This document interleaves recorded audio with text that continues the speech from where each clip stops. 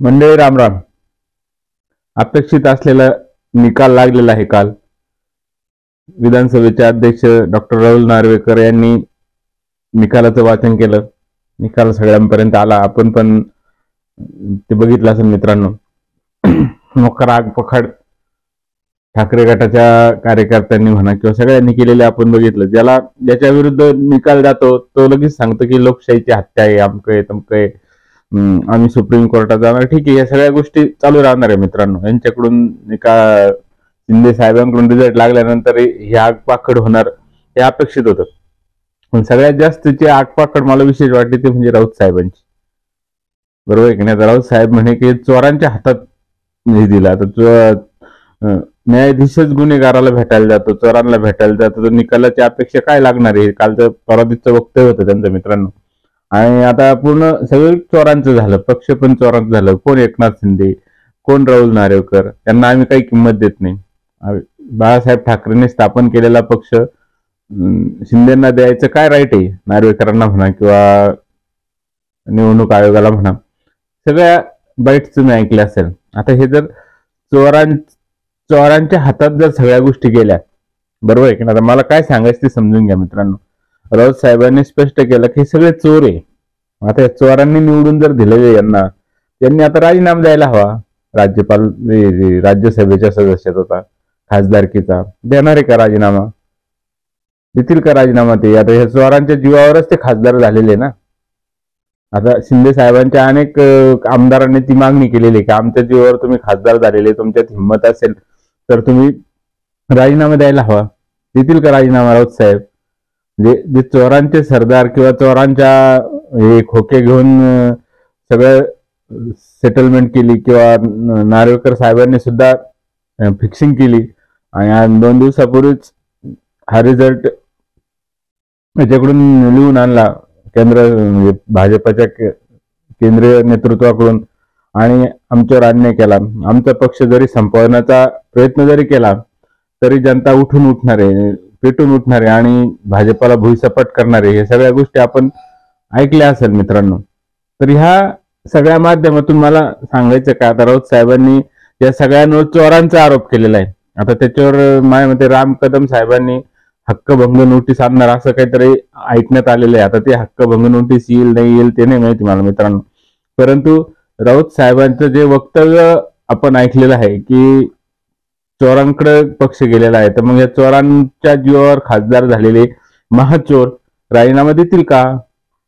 खरं म्हणजे त्यांना नैतिकतेची थोडी जरी चाड असेल ना मित्रांनो राऊत साहेबांना, तर नाही, राऊत साहेब आणि नैतिकतेचं यांचं काही नातं आहे काय असं मला नाही वाटत. परंतु या सगळ्यामधून राऊत साहेब आपल्या जे काही त्यांचं म्हणणं आहे त्याप्रमाणे ते राजीनामा देऊन परत एकदा राज्यसभेची खासदारकी, जे काही साव आहे, म्हणजे चोर नाही ते चांगले आहे व साव, त्यांचे उरलेले आमदार किंवा हे, याच्यातून ते परत राज्यसभा सदस्य होऊन देऊ शकतात. मग यांचे ह्या चोरांच्या खाली मिंदे कशाला लावा? यांनी जे शिंदेना मिंदे म्हणतात ते सर्व लोकांना त्या मतावर राऊत साहेब निवडून आलेले आहे. तर मग हे राऊत साहेबांनी आता त्यांच्या खासदारकीचा राजीनामा देऊन आपण कसे एकदम सच्चे शिवसैनिक आहोत, बाळासाहेबांनी जी शिवसेना स्थापन केली त्यासाठी आपण कसं रक्ताचं पाणी केलेलं आहे आणि त्यांच्या ध्येयासाठी, धोरणासाठी सगळ्या गोष्टी कशा हे करतो आणि मला मिळालेलं सगळं जे काही आहे ते मी सोडून द्यायला तयार आहे, खासदारकी म्हणा काय जे आहे ते. तर ह्या सगळ्या गोष्टी राऊत साहेब करणार आहे का? बरोबर आहे की नाही? हा खरा मोठा प्रश्न आहे. आता त्या सगळ्या गोष्टी आपण ऐकल्या मित्रांनो.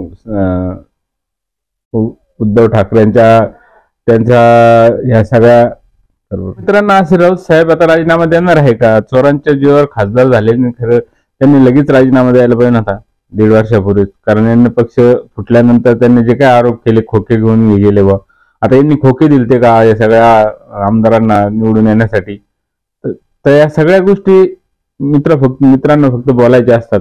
बाकी आपलं पद म्हणा किंवा ही सोडण्याची हिंमत कोणामध्ये होत नसे. आता ते मग सांगतात हिंमत असेल तर याव करा, तेव करा, आमकं करा.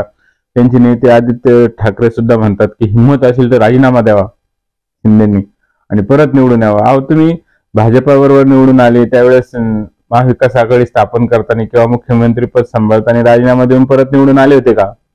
स्वतःच्या जीवावर नाही ना. मग दुसऱ्यांना बोलण्याचा अधिकार काय? आता ही जी काही घटना घडली कालची, राहुल नार्वेकरांनी जे काही निर्णय दिला त्याच्या बद्दल आगपाखड होणं किंवा हे करणं ते साहजिकच आहे मित्रांनो. परंतु शिंदे साहेबांनी जे काही वक्तव्य केलं ना का एकाधिकारशाहीचा पराभव झाला, म्हणजे आपण तर लोकशाही मानायची नाही, परंतु लोकशाहीच्या नावाने गळा काढायचा. आपल्या पक्षात लोकशाही नाही, आपण लोकशाहीला धरून निर्णय घेत नाही आणि एकाधिकारशाही आणि अहंकार या दोन्हीच्या याच्यामध्ये स्वतःचा पक्ष रसा तळाला घातला. जे काही पद प्रतिष्ठा मिळाली ती धुळीच मिळवली आणि या सगळ्यामधून दुसऱ्याला चोर म्हणणं किंवा दुसऱ्याला हे करणं. आता हे चोरांच्या जीवावर निवडून आलेले राऊत साहेब राजीनामा देणार आहे का? घटनाबाह्य सरकार म्हणता, मग जे घटनाबाह्य लोकांनी निवडून दिलेले हे जर आहे घटनाबाह्य, म्हणजे सभापतीच घटनाबाह्य आहे किंवा शिंदे साहेबच घटनाबाह्य आहे, म्हणजे सगळ्या घटनाबाह्याने निवडून दिलेल्या आमदारांनी राऊत साहेबांना जे मतदान केलं होतं त्यामुळे ते सुद्धा घटनाबाह्य होते आणि त्यांनी आता राज्यसभेचा राजीनामा देऊन परत एकदा निवडणुकीची तयारी करावी असं मला वाटतं मित्रांनो.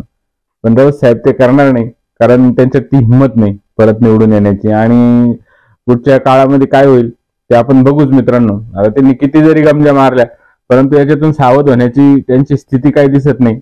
आणि दुसऱ्यावर आरोप करणं सोपं असतं, परंतु ते सिद्ध करणं फार मुश्किल असतं मित्रांनो. हेच ह्या कालच्या घटनेतून दिसून आलं. म्हणून परत एकदा असं वाटतं मित्रांनो, हे लोक राऊत साहेब राजीनामा देतील का? तर नाही देणार, बरोबर आहे की नाही? तर असो, विषय जर आवडला तर चॅनल सबस्क्राईब करा, लाईक करा आणि व्हिडिओ पाहिल्याबद्दल धन्यवाद.